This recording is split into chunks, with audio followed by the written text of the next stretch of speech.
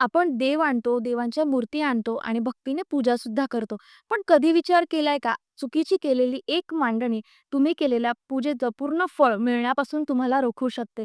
जसं घराचा पाया भक्कम असावा लागतो, घराच्या भिंती भक्कम असाव्या लागतात, तसंच देवघरामध्ये पायरीनुसार केलेली देवांची मांडणी अत्यावश्यक आहे. एक चुकीची केलेली मांडणी तुमच्या पूजेमध्ये, तुमच्या प्रगतीमध्ये अडथळे निर्माण करू शकतात. त्याच्यामुळे देवघराची मांडणी जी आहे ती पायरीनुसार असणं अत्यावश्यक आहे. मागच्या भागात म्हणजेच देवघर आणि देव्हारा सीरीजच्या दुसऱ्या एपिसोडमध्ये तुम्ही पाहिलं की आपल्या देवघरात नेमके कुठले यंत्र, मूर्ती, फोटो, टाक असावेत. पण बऱ्याच जणांनी मला कमेंटमध्ये विचारलं की ताई पायरीनुसार मांडणी म्हणजे नेमकं काय करायचं? कुठल्या देवांची मूर्ती ती कुठल्या पायरीवरती स्थापन करायची?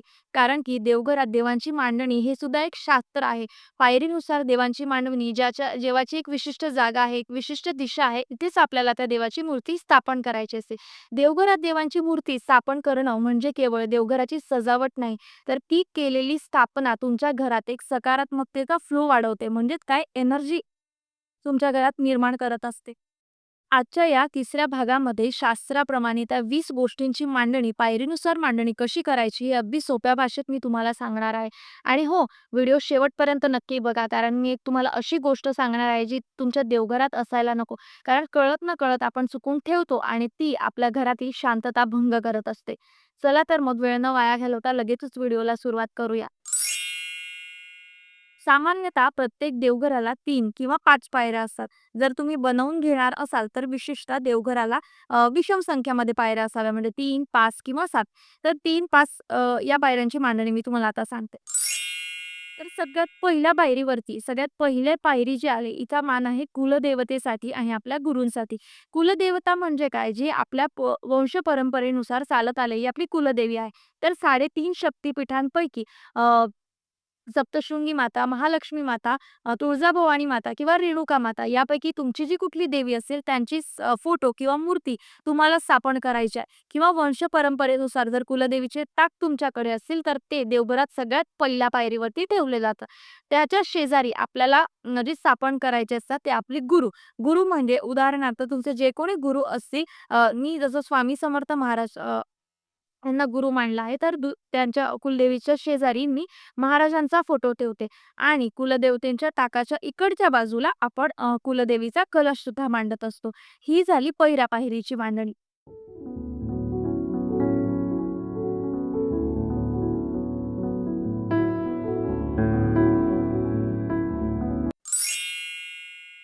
दुसऱ्या पायरीवर सगळ्यात पहिला मान मध्यभागी जो असतो गणपती बाप्पांचा.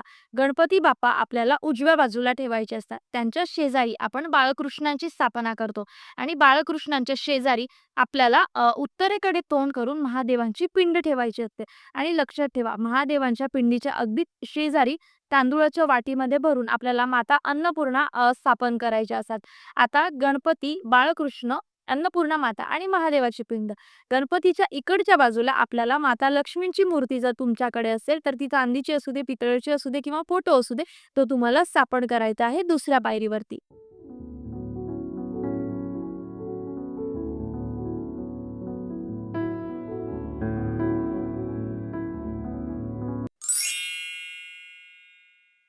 तिसऱ्या पायरीवरती आपल्याला सगळ्या प्रकारची यंत्र ठेवायची आहेत.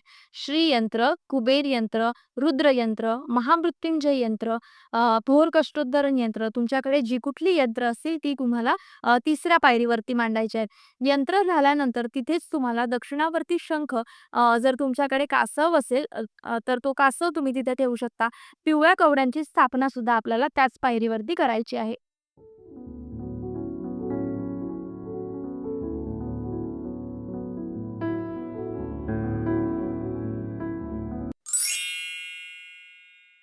यंत्रांच्या खाली शेवटच्या पायरीवरती आपल्याला देवघरातील घंटा स्थापन करायची आहे उजव्या बाजूला.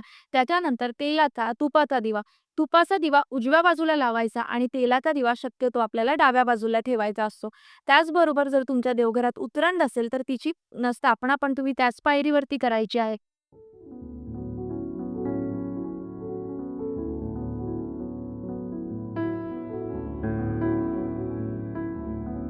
पूजेसाठी जे ग्रंथ आपण वापरतो, तर ते सगळे ग्रंथ तुम्ही रोजच्या रोज जे लागणार नसतील, ते तुम्ही एका कपाटात ठेवू शकता व्यवस्थित पद्धतीने किंवा देवघराच्या शेजारी जर तुमच्याकडे जागा असेल, तर व्यवस्थितरित्या पाटावरती लाल कापडामध्ये गुंडाळून तुम्ही पुस्तकांची, ग्रंथांची मांडणी करू शकता.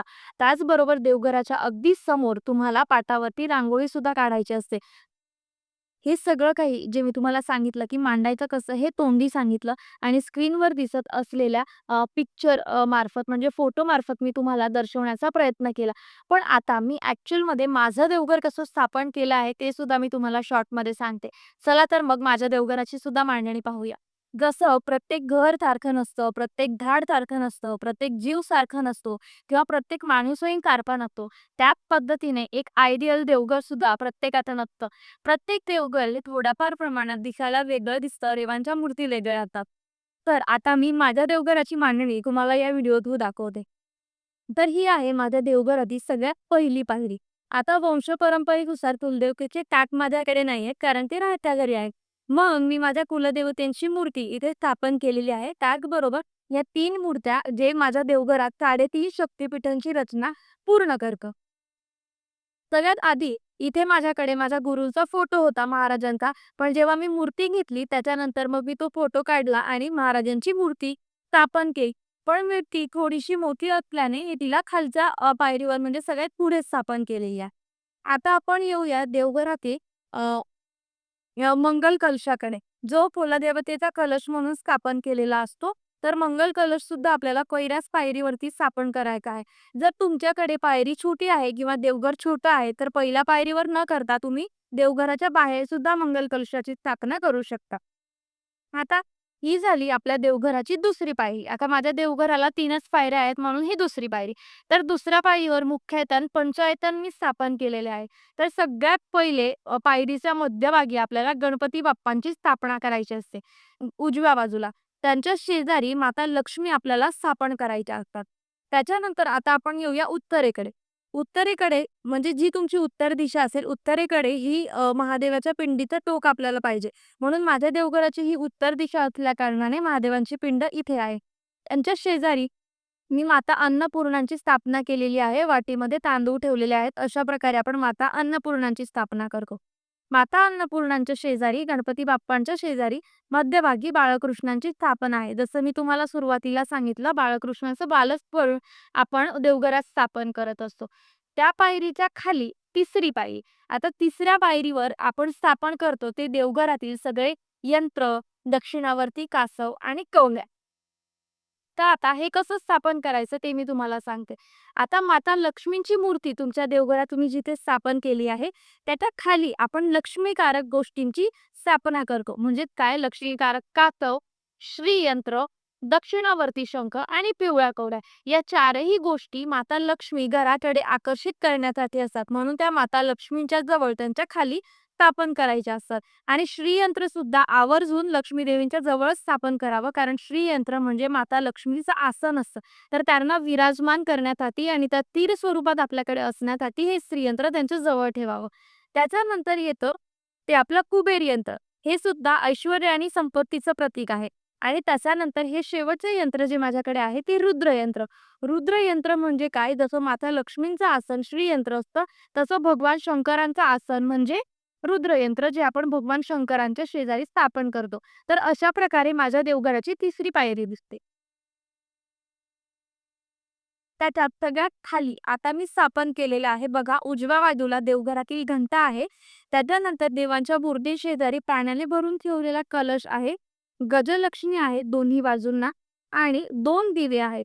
तर हा आहे तुपाचा दिवा जो उजव्या बाजूला आहे आणि हा आहे तेलाचा दिवा जो डाव्या बाजूला. तर ही मागे देवघराची स्थापना केलेली आहे. देवघराच्या वरती सिरामिड सुद्धा स्थापन केलेलं आहे.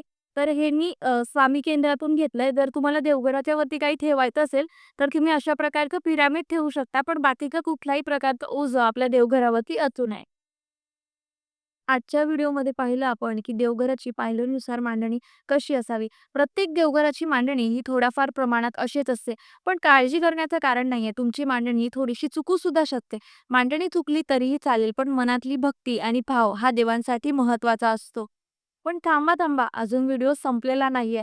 जसं आपण मागच्या 2 भागांमध्ये पाहिलं, की देवघरांमध्ये काय असावं, मांडणी कशी असावी, तसंच देवघरामध्ये आणि घरामध्ये काय असू नये, हे सुद्धा मी येणाऱ्या पुढच्या 4थ्या भागात तुम्हाला सांगणार आहे.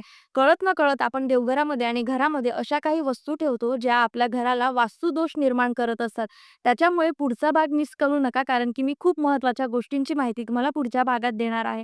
आजचा व्हिडिओ तुम्हाला आवडला असेल, तर व्हिडिओला लाईक नक्की करा.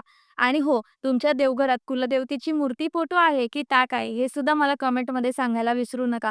चॅनलला सबस्क्राईब आवर्जून करा, कारण येणाऱ्या व्हिडिओचे अपडेट्स तुम्हाला त्याच्या थ्रू मिळत राहतील नोटिफिकेशन थ्रू. पुन्हा आपण भेटूया पुढच्या व्हिडिओमध्ये, पुढच्या भागामध्ये. तोपर्यंत सगळ्यांना श्री स्वामी समर्थ.